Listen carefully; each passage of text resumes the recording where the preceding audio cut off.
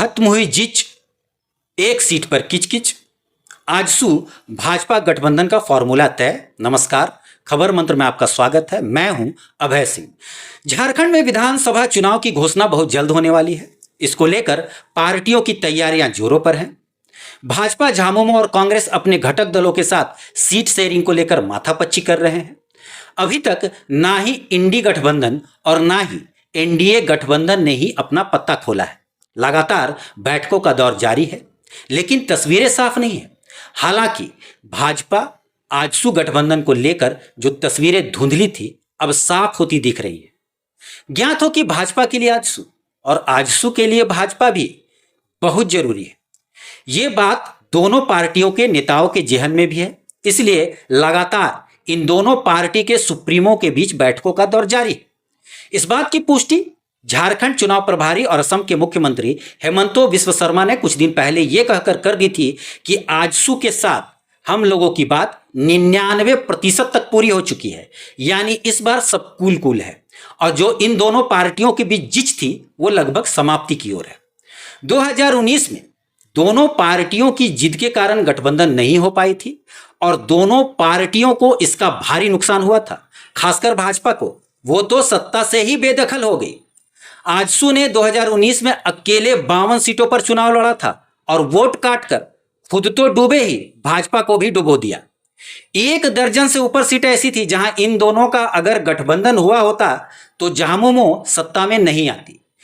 इस बार इस बात को दोनों पार्टियों ने समझा और गठबंधन को लेकर शुरू से ही एक्टिव दिख रहे हैं।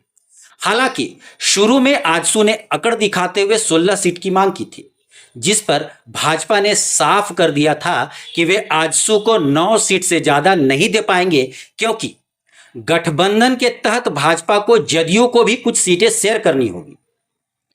आजसू ने इसके बाद 4 सीट तमाड़, चंदनक्यारी, बड़कागांव और टुंडी पर अपना दावा ठोक दिया था।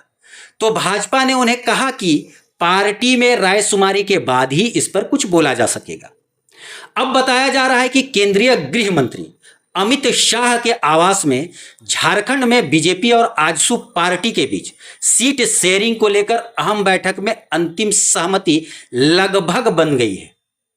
राजनीतिक हलकों में चर्चा है कि बीजेपी 9 सीटें आजसू पार्टी के लिए छोड़ने के लिए तैयार है। 16 सीटों की मांग के बाद आजसू 13 सीटों की मांग कर रही थी, लेकिन भाजपा नहीं मानी। इससे पहले अमित शाह और सुदेश महतो के बीच सीट शेयरिंग को लेकर बातचीत हुई थी, लेकिन कोई नतीजा नहीं निकला था। बताया जा रहा है कि आजसू पार्टी झारखंड विधानसभा चुनाव में 13 सीटों पर चुनाव लड़ना चाहती थी। हालांकि बीजेपी उन्हें 9 सीटें देने को तैयार हो गई है। एक सीट है जिस पर किचकिच है, वो सीट है बड़कागांव सीट, जिस सीट पर सुदेश महतो अपने मौसा रोशन लाल चौधरी को लड़ाना चाहते हैं। पिछली बार भी वे वहां से कांग्रेस की अंबा प्रसाद के खिलाफ चुनाव लड़े थे और दूसरी पोजीशन पर रहे थे। रोशन लाल चौधरी को वहां से टिकट मिल जाता, लेकिन सूचना यह है कि कांग्रेस की अंबा प्रसाद पर बीजेपी डोरे डाल रही है। अंबा भी भाजपा के करीब है।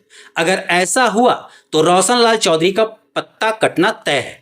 इसी मुद्दे पर अमित शाह और सुदेश महतो के बीच फिर से बैठक होने की चर्चा है।